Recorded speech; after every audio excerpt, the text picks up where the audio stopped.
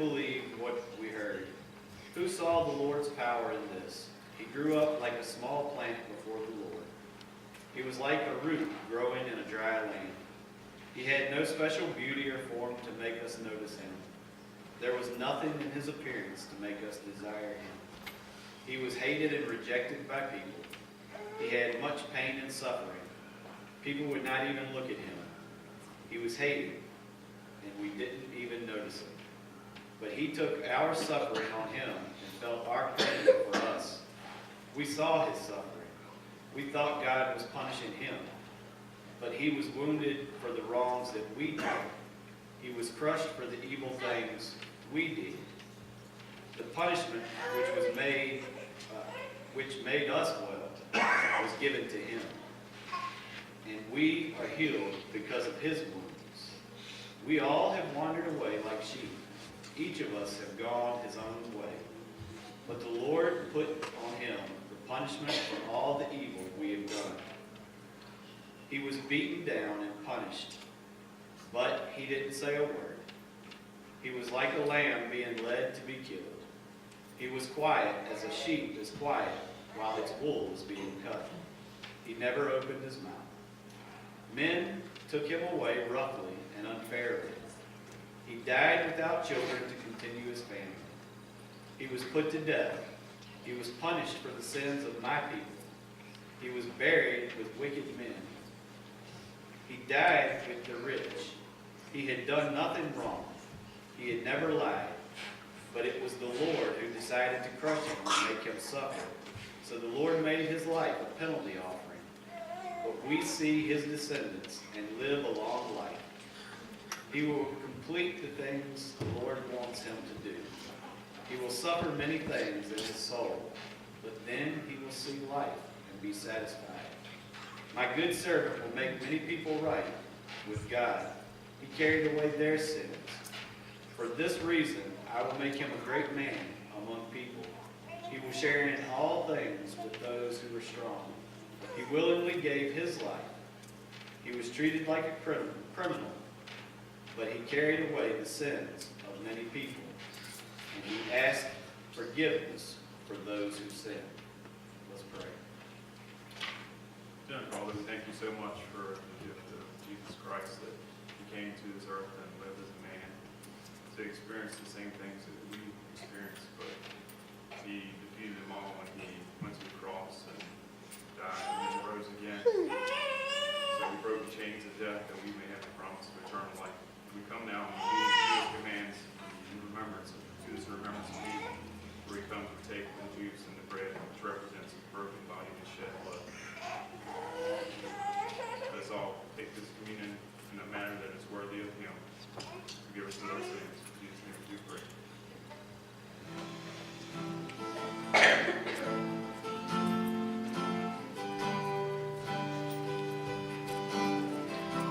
Amazing grace, how sweet the sound, amazing love, now flowing down, hands and feet that were nailed to the tree,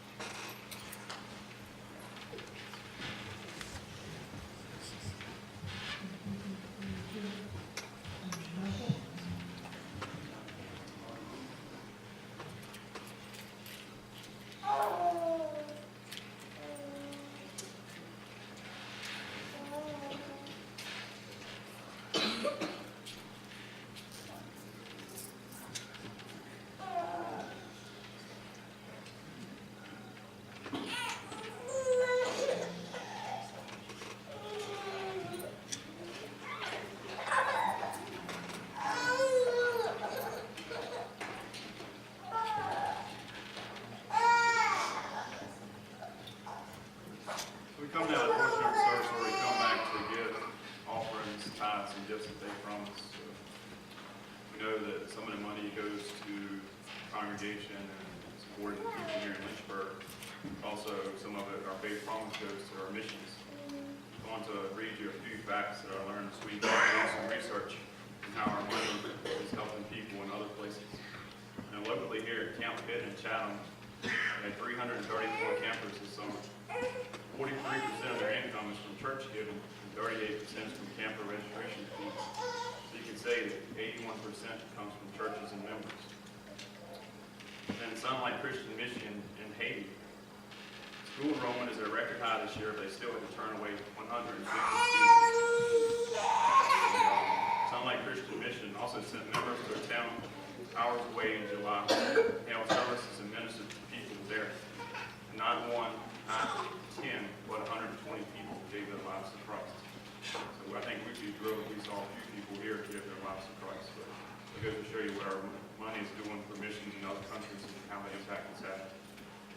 So Jesus told us the Great Commission in Matthew 28.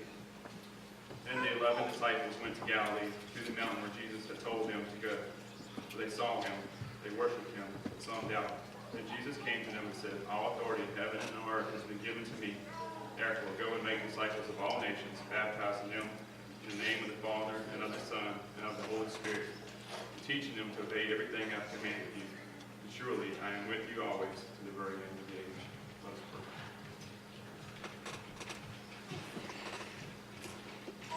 God, we just come to you and we thank you that you provide for us, that you watch over us, that you take care of us.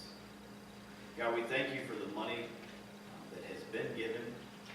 We thank you for the money that's going to be given. God, we thank you for the work that's being done with the money that is shared. God, we just pray that you would use this offering to continue to reach people, and that you would just help it to multiply and to grow and to, as a result, bring others to you. God, we thank you again for your Son, Jesus. We thank you for the gift of chance and eternal life that we have here. In your Son's name we pray. I'm not sure what you said.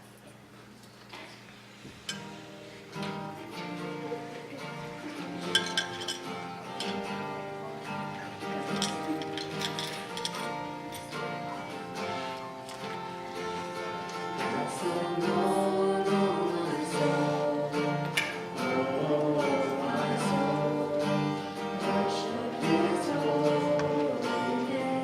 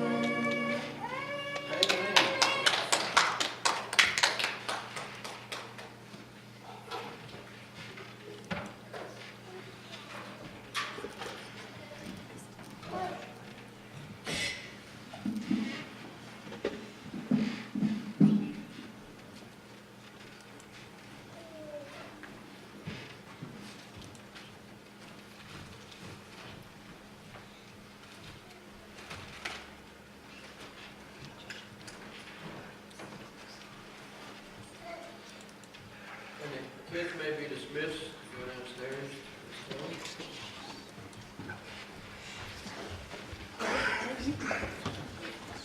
Have your Bibles, turn with me to Philippians chapter 4. Philippians chapter 4. Pick up at verse 14 in just a minute. Henry Ford was once asked to donate money for the construction of a new medical facility. The billionaire said he would give $5,000. The next day, the newspaper headline read, Henry Ford contributes $50,000 to local hospital. Ford was upset, and he immediately picked up the phone and called the fundraiser and said, there has to be a misunderstanding. And the fundraiser said, well, I'm sorry, and we will print a retraction. And this is what I'll print. Henry Ford reduces donation by $45,000. Well, Ford thought about that for a minute, realized the poor publicity that would result. And so he agreed to pay the $50,000 in return for the following. He said above the entrance to the hospital, they had to carve the biblical inscription, I came among you and you took me in. Well, think about that. Sometimes we feel like we've been taken, don't we? And we have to think about that, and then we have to think about this. Well, do I give or not to give? That is the question. No, it's not. No, it's not. That's not a question that should ever come to our mind. Giving should be a natural thing for a Christian to do. When it comes to giving, we should be the most liberal people of all. Think about John 3:16. For God so loved the world that he, what? Gave his only begotten Son. Do we deserve that? No. But God was very liberal in his giving, wasn't he? And aren't we supposed to be imitators of God? And so when it comes to giving, we should be very liberal about our giving. Now that's important to understand. The word generous in Webster's dictionary means to be liberal in giving. The Latin root word generous means open-handed. It means when it comes to being giving towards God's work, we should eagerly look for opportunities to give. Now somebody will say, well, hold on a minute. Where's all that going to come from? Well, think about it. Who owns everything anyway? Psalms 50, 10 through 12, for every beast of the forest is mine, the cattle on 1,000 hills. I know all the birds of the hills, and all that moves in the field is mine. And if I were hungry, I would not tell you, for the world and its fullness are mine. Everything we have belongs to God. And he expects us to be good stewards of what we have.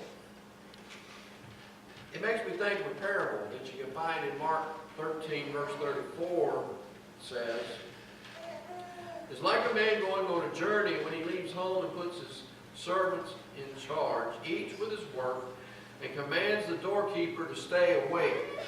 Now that same parable, that's Mark's version of the parable is told in Matthew chapter 25 and in Luke chapter 19. We know the Matthew chapter 25 version maybe just a little bit better, one where he gave one servant 10 talents, he gave one 5, and he gave one 1. and he told them, according to Luke, he said, engage in business. They were to be using that money for a purpose. When God has given us something, we need to be using that something for a purpose. And we need to give our tithes to the church. But there's also offerings that need to be given. Our missions offering is something that really needs to be thought about.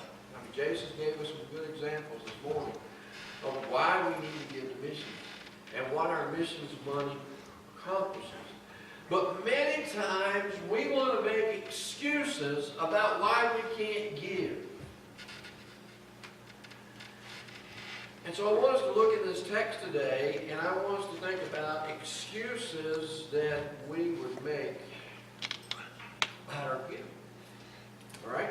So we're going to start, well, let's read it first, and then we'll go back and look at it verse by verse. Starting at verse 14. Nevertheless, you've done well to share with me in my affliction.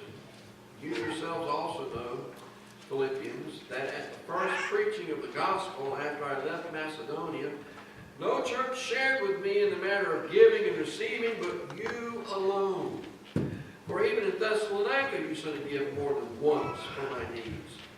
Not that I seek the gift itself, but I seek the profit which increases to your account. All right, let's just stop right there. And let's go back and think about it. Let's look at verse 14. Nevertheless, you've done well to share with me in my affliction, or the English Standard says, in my trouble. The first thing we would say is, that's their problem. That's Paul's problem, that he is in trouble. I think we need to advance that quite a bit. Go ahead, keep going. And again, yeah, there we go. That's their problem. Then what kind of troubles and problems was Paul having? Well, where was he when he wrote this? In Rome, under house arrest, chained to a Roman soldier. Well, that's trouble enough. But Paul had troubles lots of times. In 2 Corinthians 11, he named some of those troubles. He said, on frequent journeys, in dangers from rivers, dangers from robbers, dangers from my own people, dangers from the Gentiles, dangers in the city, danger in the wilderness, danger at sea, danger from false brothers, and toil and hardships, through many a sleepless night, in the hunger and thirst, and often without food, in cold and exposure. And people say, well, that's Paul's problems. If he didn't travel all over the world like some maniac, he wouldn't run into all those things. Well, what was Paul doing? He was preaching the gospel. He was establishing churches throughout the world that he knew. He was fulfilling the Great Commission that we looked at so thoroughly last week. He was fulfilling that Great Commission. But he needed help. Of course he ran into troubles. Don't we all have troubles? And when people want to go and share the gospel, there are problems. There are troubles. I'm looking at John Kraft's newsletter.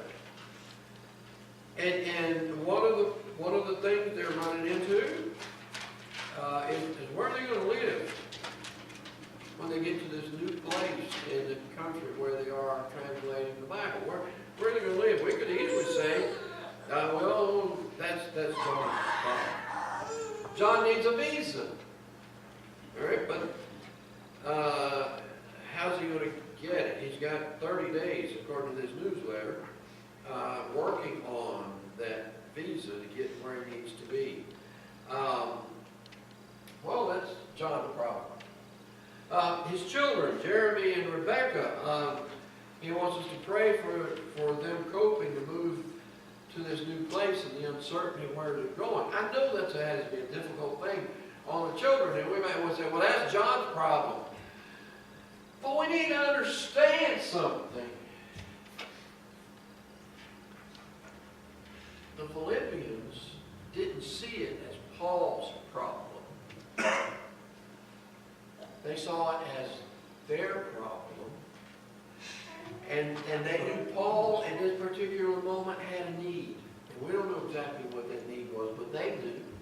He had a need, and they gave to him to meet that need because they saw it as their problem. When our missionaries have a problem, it ought to be our problem. And we ought to do what we can about it. And most of these things, for John's sake, just involves prayer. But he also needs money for living there. And so we need to think about, it's not his problem. He's doing the Lord's work. He is translating the Bible into a language that was not even written when he started working on it. He had to develop the alphabet to start with. Then he had to learn how to spell the words that they used. And then he had to write a dictionary with the meanings of all those words. And we said, well, that's John's problem. He chose to do that. No, it's not just John's problem. These people need to know Jesus. It should be our problem because we want to carry the gospel to the whole world. Well, look at verse 15. Because then we say, well, it's their problem. No, it's ours. But then verse 15. You yourselves know, Philippians, that at first of preaching the gospel, after I left Macedonia, no church shared with me in the manner of giving and receiving with you alone. Most people today would say, we're giving as much as all the other churches are giving. In fact, in this case, the Philippians were the only ones giving. Paul says, let's advance this a couple more times. Paul says, you're the only one giving. We don't need to stop and compare what we give to what other people give. That's not important. Think about all the churches that Paul established. And who was helping him? The Philippians. They're the only ones. You only. That's what it says. You're the only ones that are giving to meet his need. It would be easy for us today to say, well, look, we're giving as much as anybody else is giving. But what has God called us to do? That's the question we need to think about. It's not, are we giving as much as somebody else, or are we giving them maybe even a little more than somebody else? We need to think about what God has called us to do. And that's make disciples in all the nations. All right? So, we need to think about this. When we look and think about our missions, I'm afraid we're slack in what we're doing.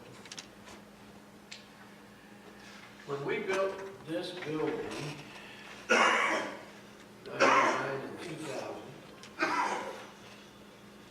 or 98, 99, in that time frame. But in those years, 98, 99, 2000, we were giving over $20,000 a year to missions. Right?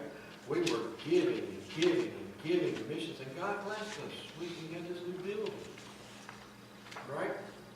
And all that time, we never questioned anything about our giving to missions. And one of the things that impressed the BEF director so much that they were willing to give us a loan to help build this building was the amount of money we were giving to missions. They couldn't believe it. Over 20% of the money given to the church was going to missions. All right? But what's happening? Would you take a look at your bulletin this morning? Get your bulletin out. And look at this statistics section.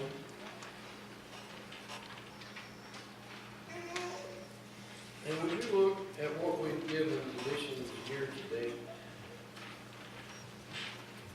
$4,139.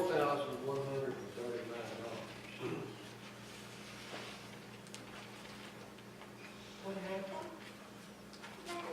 You go back and you compare our attendance figures. Our attendance is not that much different than it was in 98, 99, 2000. In fact, our attendance might be a little more. And yet we're giving less. What happened? And is God pleased with what we're giving in missions? Well, I know what somebody's going to say. And let's go to the next slide. I'm going to say, well, we don't have it. We don't have it. You know, we had a big recession. And we haven't ever recovered. So we don't have it. You know, I know we went through that recession. All right? And I know that, you know, for the most part, a lot of us have never recovered from that. I understand that. But I don't think we can say we don't have it. In 2 Corinthians chapter 8, verse 1 and 2, you put that one up there, Jason. I want you to look at this. We want you to know, brothers, about the grace that God has been given among the churches of Macedonia. This includes the Philippians. For in their severe test of affliction, their abundance of joy, and their extreme poverty, they have overflowed in a wealth of generosity on their part. And notice, this church, the Philippian church we're talking about, experienced extreme poverty. But what did he say? Their generosity overflowed.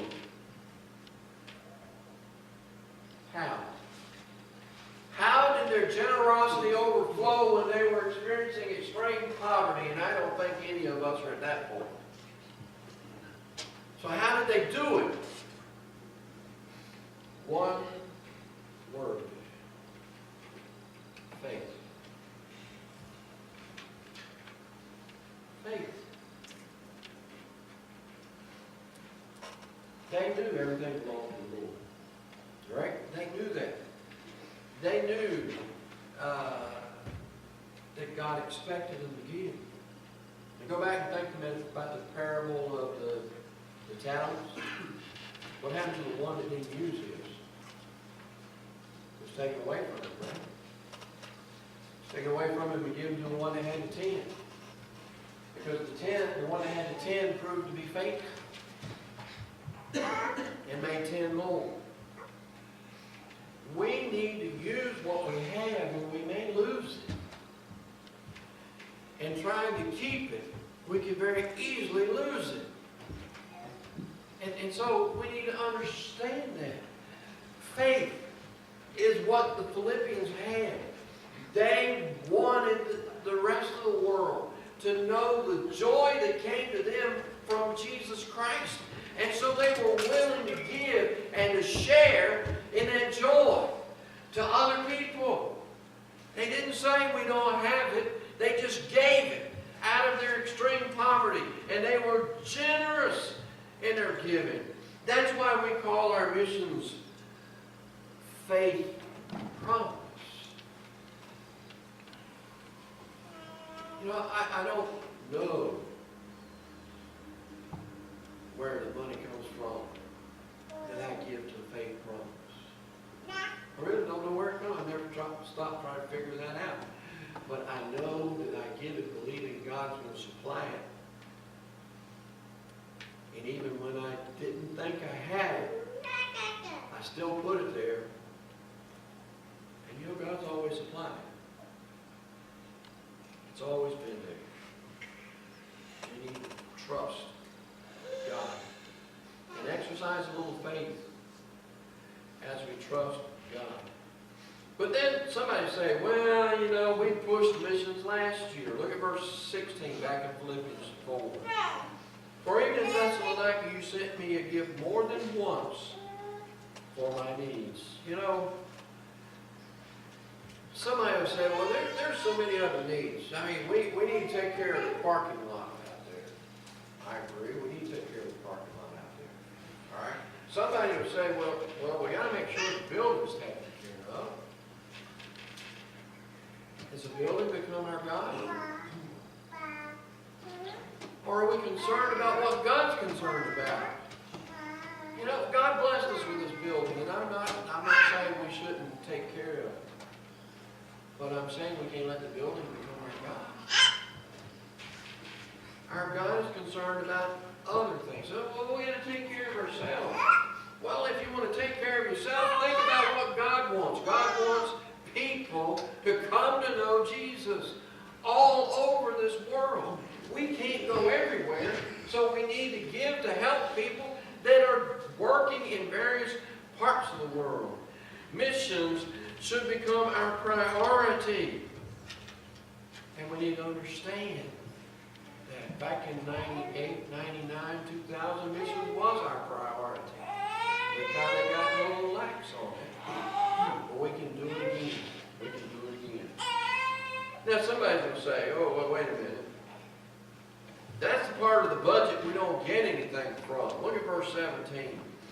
Not that I seek the gift, but I seek the profit, which increases to your account.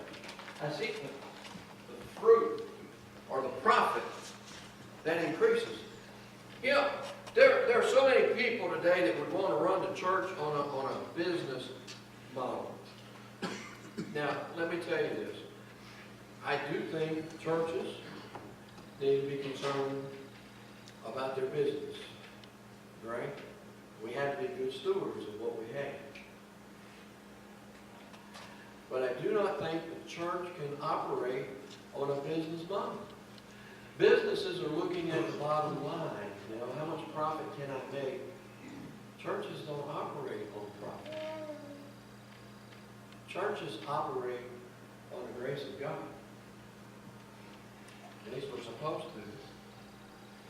And we're supposed to be taking care of God's business, which means we're supposed to be telling people about Jesus. And the ones we can't tell personally, we help somebody else go with it. That's what our business is. We need to focus on ministry more than maintenance. In verse 19 of this chapter. And my God will supply all your needs according to his riches in glory in Christ Jesus. Do we believe that?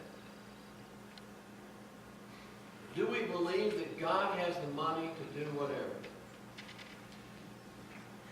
I think so. I think we do believe that. But then the question is, are we willing to test it? You know what he's saying, Malachi? Test me in this. And see if I will not open the floodgates of heaven and pour out more blessings than you can receive. When we get serious about putting God first, God will bless us. And God will supply all of our needs. That's important. So, does that apply to faith promise giving? Most definitely. When we started the Faith Promise Missions Program back in 1981, Roy Miller, who was then the Director of Evangelism for the Virginia Evangelizing Fellowship, came and held a 3-day rally for us, preaching about missions and why we need to give in this pattern, in the Faith Promise program, which is over and above our tithe to the church. Roy Miller gave this example. He said one year he promised, and it is a promise, it's not a pledge, it's a promise. So nobody's going to knock on your door and ask for it. But it's a promise you're making to God, so you need to be serious about it. Well, Roy Miller said he promised God X number of dollars. I don't know how many that was. And he said, I had no clue where that money was going to come from. But I promised God I was going to give it. He said at the end of that year, when he sat down to do his taxes, and he added up all the money that he had made by doing weddings and funerals, it was the exact amount of money he had promised to give to missions. God supplied the money he promised. And if you were here a few weeks ago when Brian gave that offering meditation that had Francis Chan talking about what he gave, how you know God, how he felt like God was leading him to give 50,000 one year, he did, 100,000 one year, he did, and then he said he felt like God was telling him to give $1 million, and his income was $36,000. But he felt like God was telling him to give $1 million, and he did, and he gave it. $1 million. God supplied him $1 million to give away while he lived on $36,000. Think about it, folks. God will supply all our needs. Test him. There are numerous stories we could go through that are like that. Test him and find out. Because it says in Matthew 6:21, where your treasure is, there will your heart be also. So what does your checkbook say about your heart? You know, think about that. What does your checkbook say about your heart? It's a good place to go look. You don't have to ask the doctor. Just go look in your checkbook and see. Now, we want to focus on missions. Next Sunday is our Faith Promise Mission Sunday. Don McKinney from Mid-Atlantic Christian University will be here to challenge us about giving. But there's some things I want to share with you that we've been trying to put in front of you for the last couple of years. For some reason we haven't done a good job of doing this for whatever reason, I'm not sure. But we need to increase our giving to missions. Right? Our goal for this year is $7,000. Right?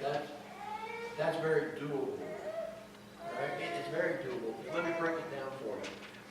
If we were to give $7,000 in the next year to missions, that means we need $134.62 a week to do that. That's not a big number. Let's break it down even more. We average around 60 people attending church each week. So if we break that down, $134.62 divided by 60 people would be $2.25 a week for each person that attends church to give to missions. That would get us to $7,000 that would give us there. $2.25. How many times during a week do we throw $2.25 away? You know, last night I was in a convenience store and I was looking at a bottle of green tea. Because I thought I might want it. It was $2. And I said, you know what? I can't justify that. Can't justify that. But how many times would we just spend that money and never think about it? $2.25. We throw that away every week easily. So why not give it to the Lord? Rather than just wasting it. Give it to the Lord so we can meet that goal. Now, I know maybe for some people, you know, that $2.25 is a lot. several people in this church that are giving way more than $2 a quarter a week to missions. So it doesn't necessarily mean that everybody has to give $2 a quarter. But it does mean you need to give something. And if you've never participated in the faith promise, I always say, if you've never done it before, just start with 50 cents. Just 50 cents a week. To go to help missionaries around the world. Who can't give 50 cents a week? Everybody can do that. So we need to give. We've talked several times about a short-term missions trip, and one that got everybody real excited was going to Grenada until we found out once the flight to get there was going to cost, and we couldn't afford it. We really couldn't afford it. But there are other short-term missions trips that we can take. And I think it's time that we actually get out of our comfort zone and go somewhere and get our hands dirty. To get out of our comfort and actually get involved in service. You know, Hurricane Matthew destroyed the Florida from Virginia Beach down to Florida. There would be a lot of people down through there that would need help. It wouldn't hurt us to get our hands dirty and go help. And serve somebody else for a week or two. Or whatever we can do, something close by that would get us not thinking about ourselves, but what we can do for somebody else. And then we need to spend time praying for our missionaries. I mentioned John Kraft and some of the things that he has in his newsletter. I look at Billy Shocklett's newsletter, Northeast India. They need study benches for the Christian school. That's $10 each. They need water wells for fresh water because they use those wells to help bring people to Christ. It costs $1,500 to do a well. They need communion trays. And this has to be a misprint. This is communion trays are $100 each. I think that has to be a misprint. Shouldn't be that much. We could buy them and send them all. That's cheaper than that. But anyway, they need communion trays. They need help with families who are experiencing emotional problems. So they need financial support to help those families. There's so much, and these newsletters are posted monthly on the bulletin board on the fellowship hall. Y'all pick them up and read them. Get to know about them because that's my next thing. We need to be more familiar with our missionaries. Next week, we are planning to have a little booklet to give you where you can check the websites of different ones or addresses where you can write to different missionaries and find out what's going on so we know how to pray better and how we need to be more involved in our missionaries' lives. That's some of the things I want to see us do because we have the responsibility to make disciples of all nations. And I really believe in the Faith Promise Missions program and getting that money to our missionaries to help change the world. Remember, where your treasure is, there will your heart be also. So I ask you this morning, where's your heart?